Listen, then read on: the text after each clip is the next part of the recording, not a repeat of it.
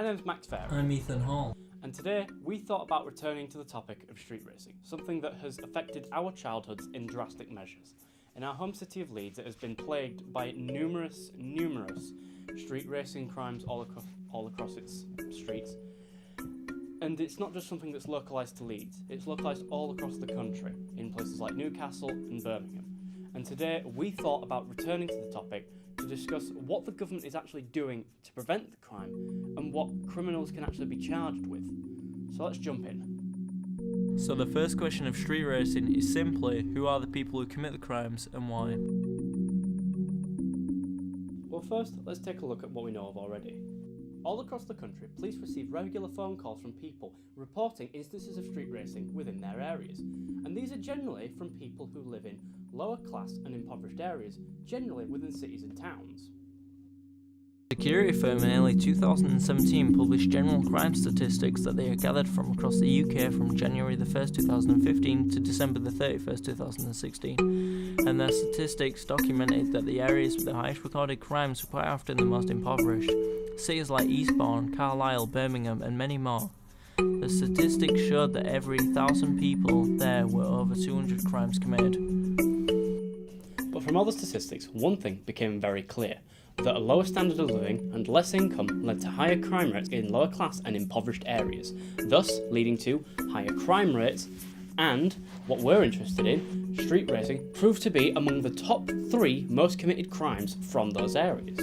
In Birmingham in particular, in 2017, it was reported by West Midlands Police that they had received over 750 calls each month of people reporting street racing in the city, so much so that the police increased the number of security cameras within the city centre. But there's more to who actually does street racing than a matter of economic income and stability. No, in fact, it can be as simple as both age and gender. You may be asking, how does age and gender link into the argument to give us our answer, but in reality, it's a lot easier to understand than you think. No, it's not just people who are from less economically viable backgrounds and welfare states, it's also, just generally speaking, 16 to 24-year-old lads off for a joyride. And then there's our second question, why? Why do these young boy racers go street racing at all? Well, again, to reiterate, it's done for excitement and the adrenaline rush, simply put, for fun. And so, now with our first question solved, that leads into our second question, what exactly are the consequences for street racing?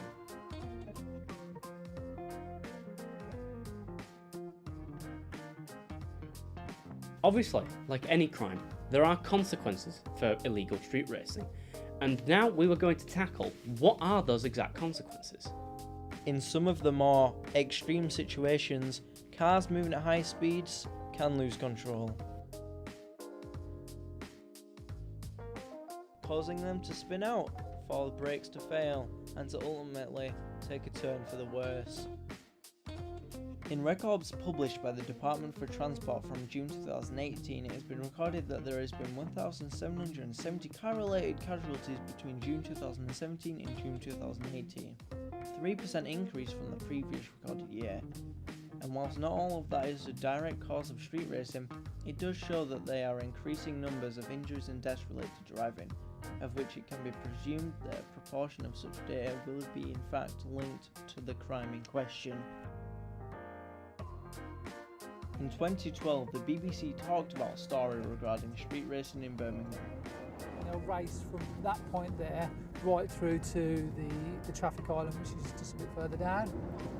A lot of people think it's boy racers. They're generally male, generally middle-aged, in the main quite law-abiding citizens that have driving licences, have insurance, spend a lot of money on their cars. And linking back to the question of consequences regarding street racing, the BBC also got an interview with a 14-year-old teenager whose life was drastically affected by street racing when he was knocked down by a car during a street race. Tim used to love fast cars until he was knocked down by one during a street race. He was 14. We interviewed Tim with the help of his sister. B, C, cars. Watch out and don't get into sports cars.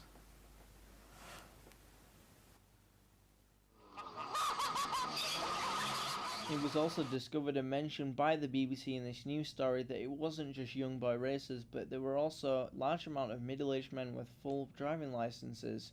But this still shows and supports the idea that it's mostly males who engage in the crime.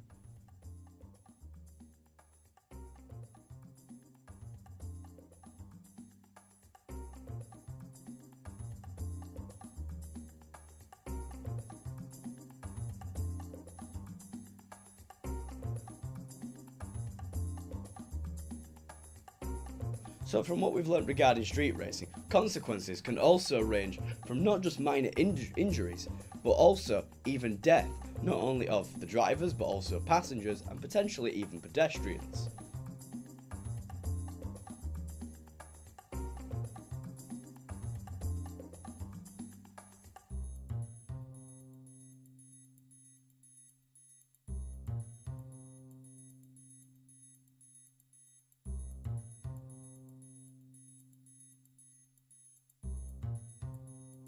One thing we didn't mention, but is obviously implied, is the destruction of property, such as your houses, your walls, lampposts, just general things that you might find on a street corner. And these things can also cost you hundreds of thousands of pounds in repairs.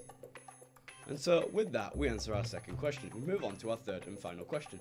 What exactly is being done to prevent this crime? So what exactly is being done to prevent street racing? Well, again, we return to the BBC's news report from 2012 and what Officer Danny Long had to say to the BBC. We know that the problem has reduced on this particular stretch of road. How do you know that that's permanent, and how do you know it won't just spring up in another road in another part of the county? Yeah, it is a concern. Obviously, we've had some tremendous success here. Over 400 individuals identified, and 200 have received bans or so. But those bans are not specific to just this area. They will follow these individuals around any part of the country that they go and start this street racing. And of course, we share information with our neighbouring forces and other areas of the city to make sure that we enforce that, so we can replicate the success that we've had here. Are the sentences being passed down to these people enough of a deterrent, do you think? Sentences vary with regards fines or bans, but if someone is disqualified from driving and again they go before the courts, then of course they could face jail. With the Community Safety Partnership, we've managed to issue 120 plus injunctions, and if to stop people coming back to this area and to either participate in or watch these events. And if those injunctions are breached, then our powers extend to actually seizing their vehicles and ultimately crushing them. As Danny Long stated in this interview with the BBC, road bans can also be enforced onto criminals who've been convicted of this crime, and these records can also be shared among other counties as well, not just the county where the crime was originally committed, meaning that other police stations have access to these specific data and can enforce laws and road bans for those criminals. But there are also much more severe penalties that criminals are susceptible to. One such example is unlimited fines, which can be enforced by the courts. In 2012, under the Conservative and Liberal Democrat combined government, they passed a law that allowed the magistrates' courts to impose higher fines upon criminals, leading up to a £5,000 fine, also known as an unlimited fine. But in 2015, this law was changed again, this time allowing magistrates' courts to impose higher fines than the previous £5,000 limit. The courts can impose much worse penalties than just fines or banning you from a certain city's road system. No, they can even revoke your licence, or you can be sent to prison for up to 14 years, longer for much more serious offences. Since that interview with Danny Long in Birmingham in 2012, while street racing is still a prevalent occurrence in the city, crackdowns from the police and coverage by the media has sparked a reaction from the police force to further try stop crime from occurring, going undercover, putting up more street and speeding cameras. This graph was published in the Crime Statistic article on the government website and shows the trends of crime from 2003 to 2017. The graph shows whilst car-related crimes are the most prevalent across the UK, they have seen a serious decline in the last decade, dropping from 1 million to just below 400,000 and its lowest in 2015. And whilst the graph does show that there has been a spike up in car-related crimes in the last couple of years, it is nothing compared to the start of the recordings in 2003. What this graph truly shows though is the government and police's attempts to prevent further street racing has indeed been successful. is that what the people want?